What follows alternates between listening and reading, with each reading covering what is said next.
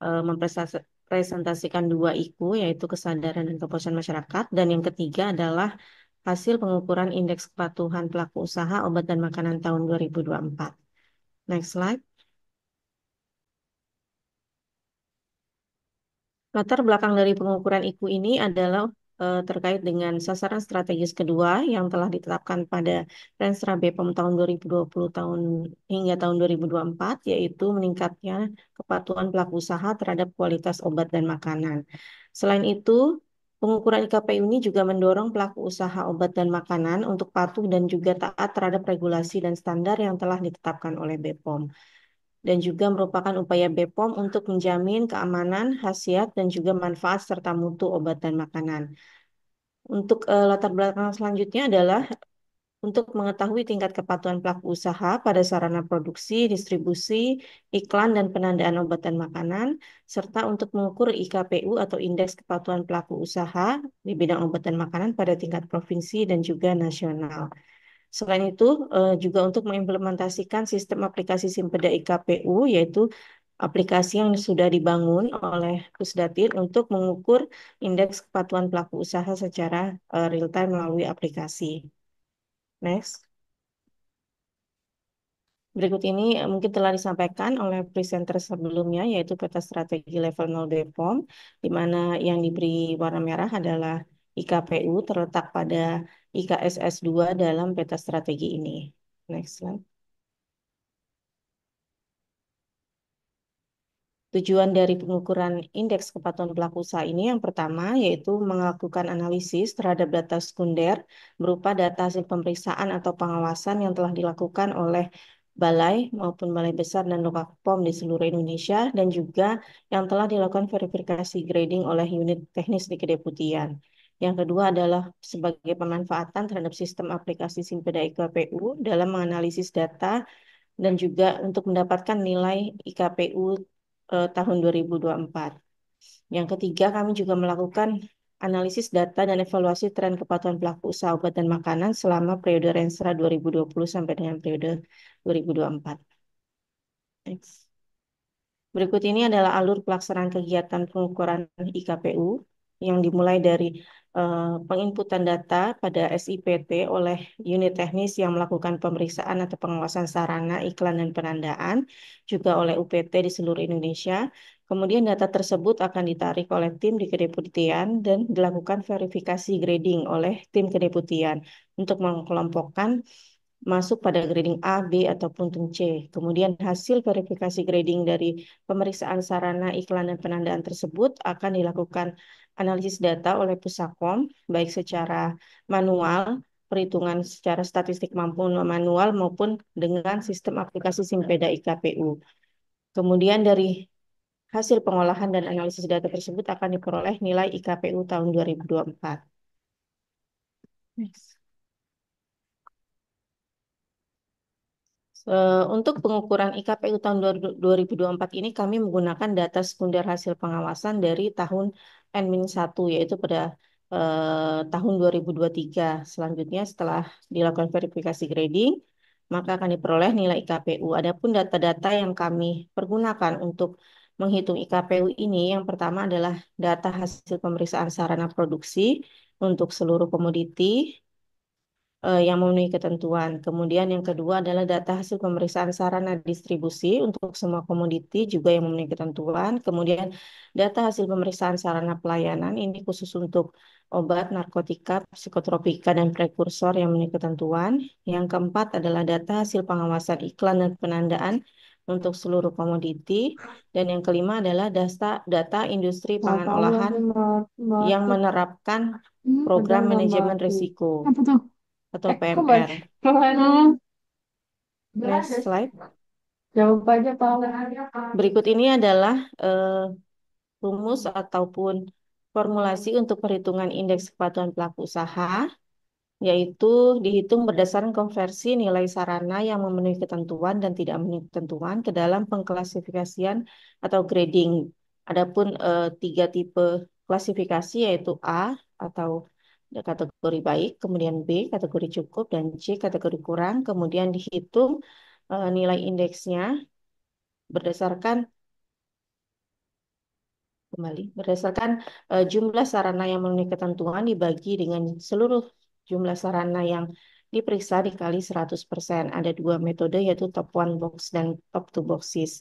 Setelah itu akan dilakukan skala pembobotan untuk mempertimbangkan bobot sarana, yaitu berdasarkan pengklasifikasian sarana produksi, distribusi, iklan, dan juga penandaan, dan juga dilakukan pembobotan berdasarkan komoditi, yaitu kelima komoditi yang diperiksa.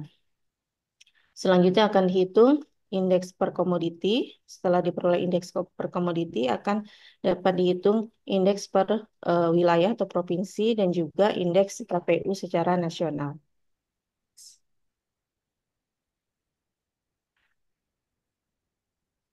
Selanjutnya, eh, ini adalah hasil dari perhitungan indeks kepatuhan pelaku usaha. Yang pertama ini menampilkan jumlah sarana, distribusi, produksi, pelayanan, iklan, dan penandaan yang diperiksa selama kurun waktu tahun 2023 berdasarkan data yang diperoleh dari SIPT. Untuk komoditi obat, total kelima jenis sarana iklan dan penandaan yang diperiksa ada 13.246 data. Kemudian untuk obat tradisional ada 3.980. Kemudian untuk suplemen kesehatan ada 1.470. Untuk kosmetik ada 6.712. Dan untuk pangan olahan ada 42.256. Selama ini pemilihan sarana yang dilakukan pemeriksaan oleh UPT maupun oleh unit teknis masih dilakukan dengan metode purposif, belum dilakukan dengan metode probability ataupun sampling secara acak. Next. Berikut ini adalah hasil perhitungan indeks kepatuhan pelaku usaha untuk setiap provinsi, di mana telah di mana di sini juga ditampilkan nilai untuk persarananya, dimulai dari sarana produksi, distribusi, pelayanan, iklan, juga penandaan untuk komoditi obat. Sehingga diperoleh nilai IKPU komoditi obat secara nasional, yaitu yang paling kanan adalah 75,11. Next. Kemudian ini untuk komoditi obat tradisional, dengan metode yang sama diperoleh indeks nasional untuk komoditi obat tradisional, yaitu yang paling kanan bawah, yaitu 85, maaf, 85,26. Next. Berikutnya adalah untuk komoditi suplemen kesehatan. Untuk indeks komoditi suplemen kesehatan secara nasional adalah 94,43. Next. Ini adalah untuk komoditi kosmetik, yaitu IKPU nasional komoditi kosmetik adalah 83,79. Dan yang terakhir komoditi pangan olahan yaitu 76,80. Next. Berikut ini adalah angka IKPU nasional, yaitu 82,41 atau termasuk dalam kategori baik, di mana targetnya, jika dibandingkan dengan targetnya, maka capaiannya adalah 95,83%. Next.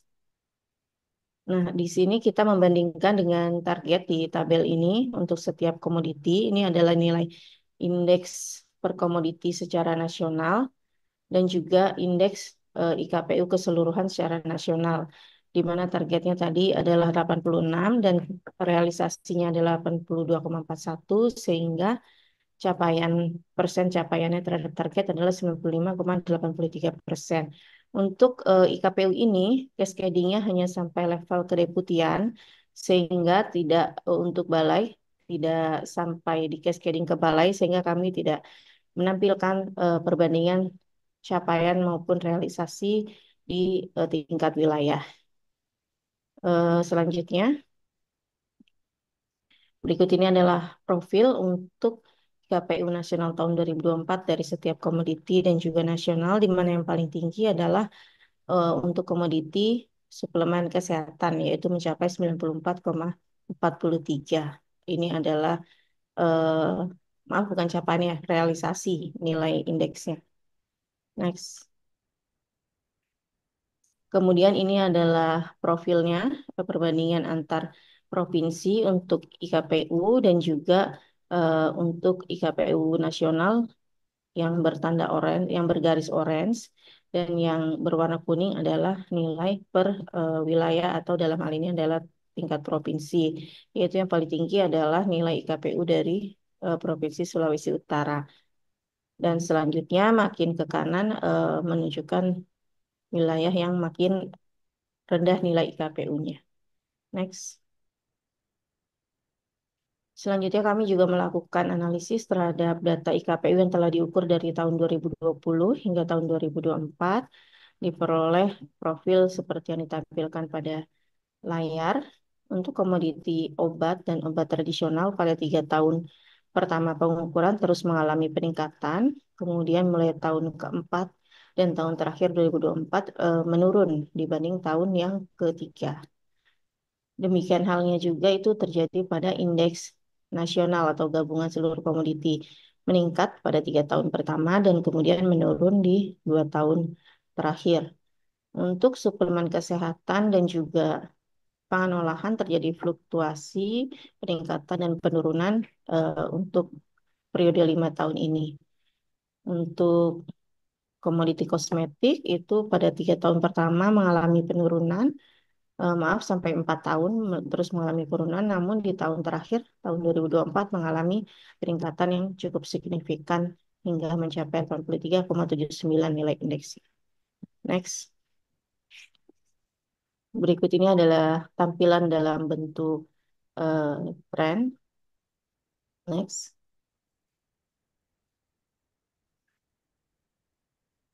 Baik, kesimpulan dari pengukuran Indeks Kepatuhan Pelaku Usaha Obat dan Makanan tingkat nasional pada tahun 2004 diperoleh angka 82,41 termasuk dalam kategori baik. Jika dibandingkan dengan target indeks nasional sebesar 86, maka persen capaiannya adalah 95,83.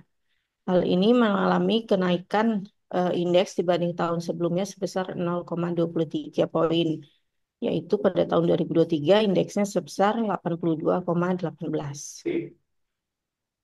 Untuk IKPU obat dan makanan tingkat provinsi yang paling tinggi diperoleh oleh Sulawesi Utara, Provinsi Sulawesi Utara sebesar 93,80 dengan kategori sangat baik, dan yang terendah adalah Provinsi Kepulauan Bangka Belitung sebesar 72,57 namun masih berada dalam kategori baik.